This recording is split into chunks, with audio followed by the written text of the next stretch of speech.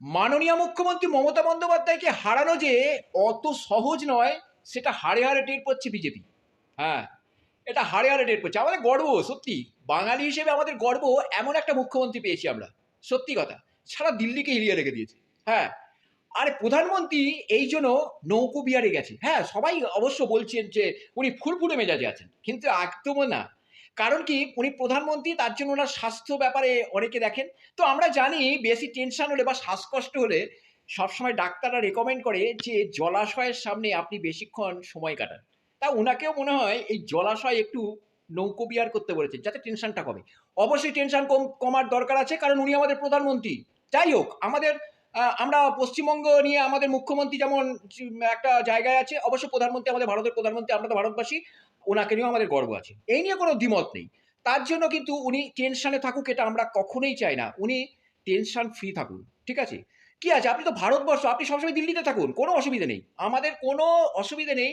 আপনি দিল্লিতে আছেন, দিল্লিতে থাকুন, ভারতের প্রধানমন্ত্রীও থাকুন, আমাদের কোনো আপত্তি নেই। কিন্তু এত পশ্চিমবঙ্গ নিয়ে এত মাথা ব্যথা, কুছ তো হ্যাঁ। হ্যাঁ, সেটাই আজকে বলবো। কারণ কি, আমাদের মুখ্যমন্ত্রী একটা নতুন দল করেছিল, তৃণমূল কংগ্রেসের জন্ম দিয়েছে, এবং সেই তৃণমূল কংগ্রেসের মুখ্যমন্ত্রী হয়েছেন।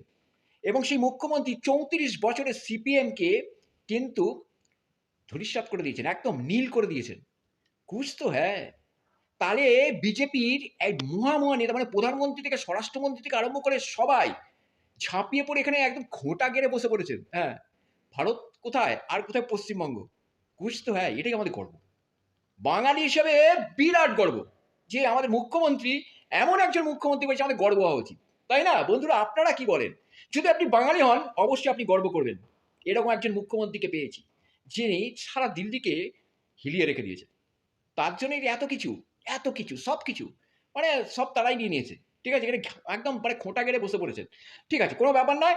কিন্তু আমাদের মুখ্যমন্ত্রী অত সহজে হারার পাত্র নন, এবং সেটাই দেখিয়ে দেবে 2026 ভোটে, দেখিয়ে দেবে, অবশ্যই দেখিয়ে দেবে। এবং বাঙালিরা অবশ্যই, আপনারাও কিন্তু সাথে থাকুন। এরকম একটা মুখ্যমন্ত্রী আর পাবেন না, আর পাবেন না, সত্যি পাবেন না। এই যে জেনারেশন, যে আমাদের আমরা পেয়েছি, আমাদের জেনারেশন যা দেখে গেলাম, আমরা আর পাবো না, এরকম মুখ্যমন্ত্রী পাবো না। একদম বাংলার বাঘ তো পাবো না। বন্ধুরা, যদি আপনি বাঙালি হন, যদি সত্যি বাঙালি হন, রক্ত যদি আপনার বাঙালি থাকে, তবে অবশ্যই এর 4 তারিখে এর ফলাফল বেরোবে। তো বন্ধুরা, আশা করি আমরা বাঙালি হিসেবে গর্ব করতে পারবো আবার। তো অনেক ধন্যবাদ আমার ভিডিওটা দেখার জন্য, এবং পরবর্তীকালে আবার অন্য কোনো ভিডিও নিয়ে আসবো। ধন্যবাদ।